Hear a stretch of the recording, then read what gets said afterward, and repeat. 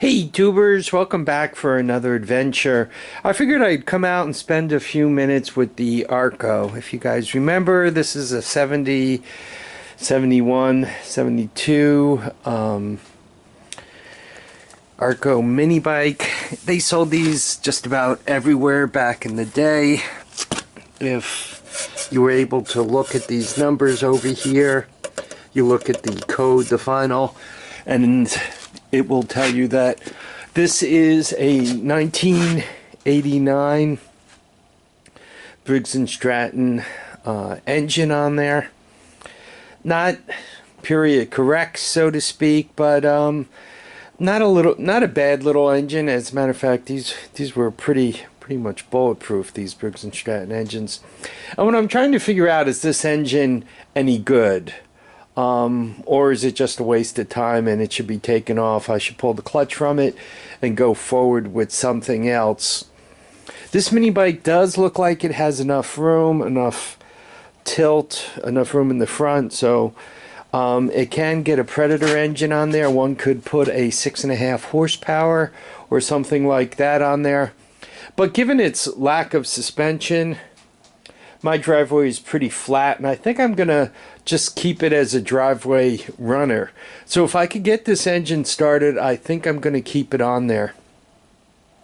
Whenever you buy one of these, you know, obviously you're thinking, you know, what kind of shape is the engine in? And right up front, sounds like it's got compression and everything else it needs. So now, do I have spark, and is the carburetor any good? So I like to do something quick just to see if I'm going to have any luck here. So normally, after I check the oil and it was low, so I had to put some in there, I give it a little hoot of starting fluid. I'll pull.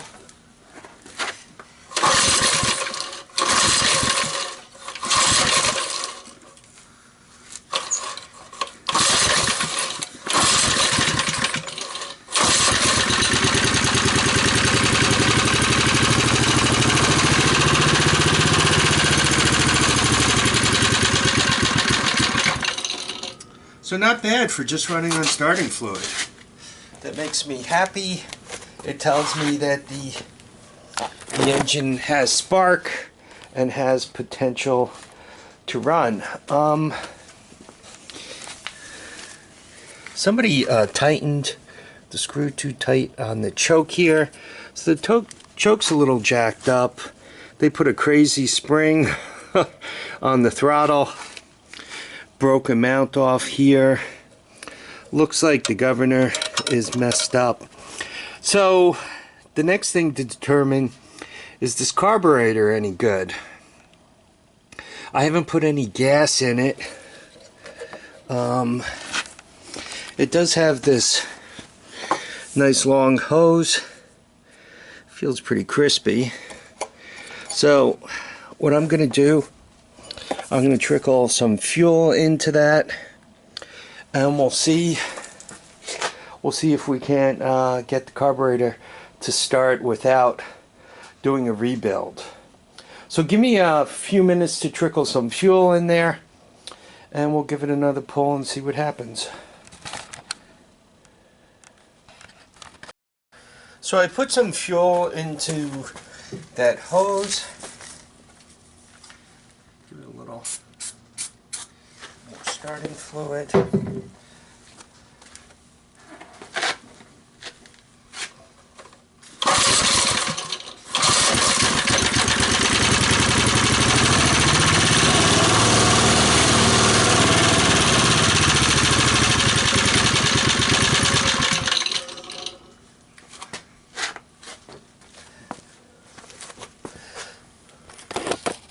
So I did put gas into the carburetor, but the carburetor really did not respond to throttle request. You know, as you turn up the throttle right here,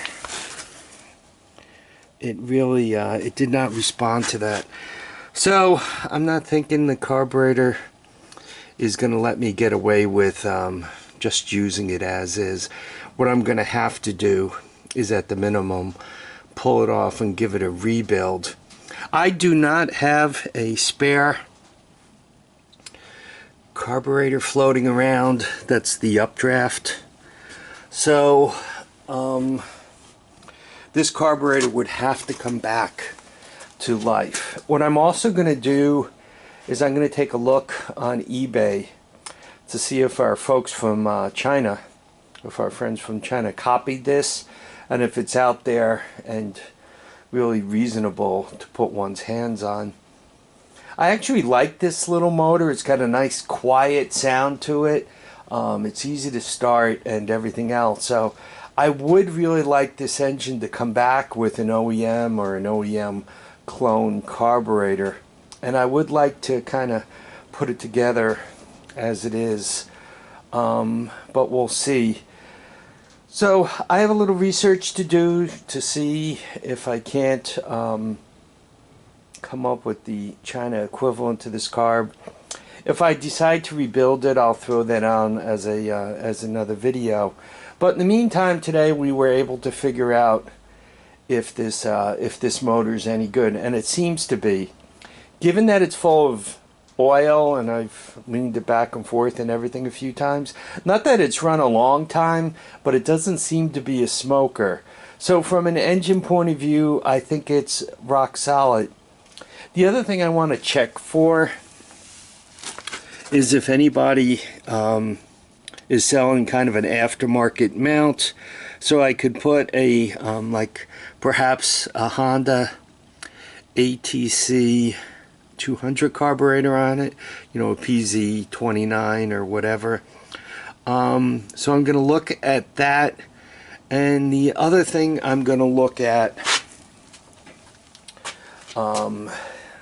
is if any of the mounts that normally go on the little China quads, the 125s, the 110s, even the 50s and 90s, if any of that stuff would actually easily bolt up to that.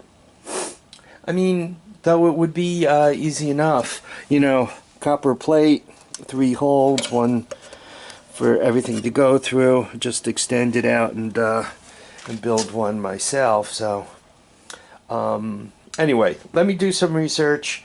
I'll get back to you. In the meantime, I want you all to keep your feet down, your heads up, and get out there and enjoy each and every day. Bye now.